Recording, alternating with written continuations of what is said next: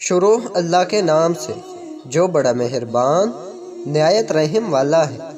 ایک روز جب میں دفتر میں داخل ہوا تو ایک 25 سالہ انتہائی کمزور لڑکی میرا کمرہ صاف کر رہی تھی۔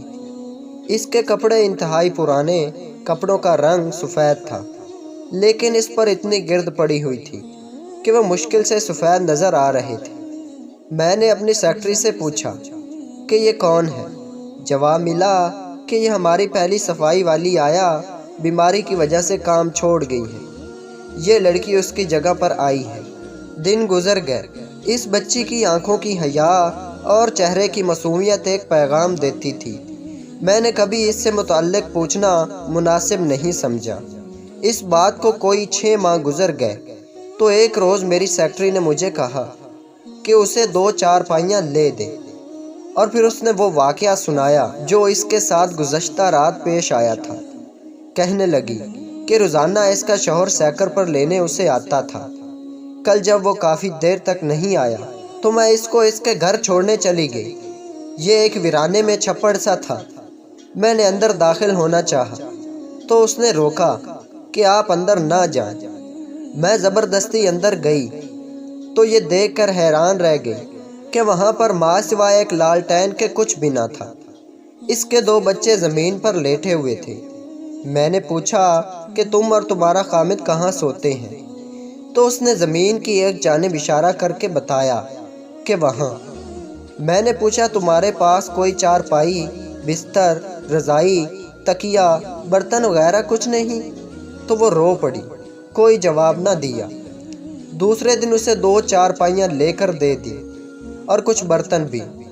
جب میں نے کچھ کپڑوں کے پیسے دیے اور اسے کرایہ پر گھر لے دیا تو اس کی حالت دیدنی تھی۔ دراصل میرا پروگرام اس کو ایک گھر لے کر دینے کا تھا۔ چند روز پہلے میں نے اپنے روزانہ کے معمول کے مطابق دفتر میں صلاۃ و تسبیح شروع کی تو قیام کے دوران اچانک محسوس ہوا کہ میں آسمان میں ایک ایسے مقام پر ہوں جہاں فرشتے خداوند قدوس سے براہ راست احکام وصول کرتے ہیں۔ چاروں طرف تا حد نظر سفید لباس میں ملبوس فرشتے ہی فرشتے ہیں۔ اتنے میں رب العزت کی آواز گونجتی ہے کہ ڈاکٹر صاحب کی عبادت کا ثواب دگنا کر دو۔ اس کے فوراً بعد تمام فرشتے آپس میں چامی گوئیاں شروع کر دیتے ہیں۔ سب فرشتے حیران ہیں کہ اس بچی نے اپنے پالن ہار رب العزت سے کیا مانگ لیا ہے کہ ایک تو رب العزت نے اس بندے کو تمام عمر کی عبادت کے برابر ثواب بخشا ہے، اور ساتھ ہی ایسی نعمتیں عطا کی ہیں جس کا تصور کرنا بھی مشکل ہے۔ میں نے نوافل مکمل کیے، بچی کو بلوایا، اور اس وقت میں پھوٹ پھوٹ کر رو دیا اور اس سے استدعا کی کہ وہ ایک بار پھر رب العزت سے میرے لیے ویسی ہی دعا مانگے۔ کچھ دن بعد القاء ہوتا ہے کہ اس نے تو کچھ نہیں مانگا، لیکن جو کچھ بھی آپ نے اسے دیا ہے وہ اتنی خوش تھی، اور جب رات کو وہ چارپائی پر لیٹی تو زور و قطار رو رہی تھی اور زبان پر الحمدللہ تھا۔ رب العزت کو اس کی یہ ادا پسند آئی، اس لیے انعام تو آپ ہی کو ملنا ہے۔ میں نے اگلے روز اس لڑکی کو بلوا کر اس کے گھریلو حالات معلوم کیے تو پتہ چلا کہ اس نے انتہائی کمپرسی کی حالت میں زندگی گزاری ہے۔ وہ بالکل ان پڑھ تھی، لیکن نماز کی پابندی تھی۔ گھر میں کبھی سالن نہ بھی ہوتا تو وہ سوکھی روٹی اور مرچوں سے پانی کے ساتھ پیٹ بھر لیتی اور ہر حال میں رب العزت کا شکر ادا کرتی اور کہتی الحمدللہ، اللہ تیرا لاکھ لاکھ شکر ہے۔ ایسے بھی تو لوگ ہوں گے جن کو یہ سوکھی روٹی بھی میسر نہیں۔ چھوٹی سی عمر میں جب وہ 14 سال کی تھی، ماں باپ نے خالہ زاد کے ساتھ رشتہ طے کر دیا اور شادی ہو گئی۔ شوہر ایک موٹر سائیکل کی دکان پر کام کرتا تھا، کبھی 1000 اور کبھی 500 کما کر لاتا۔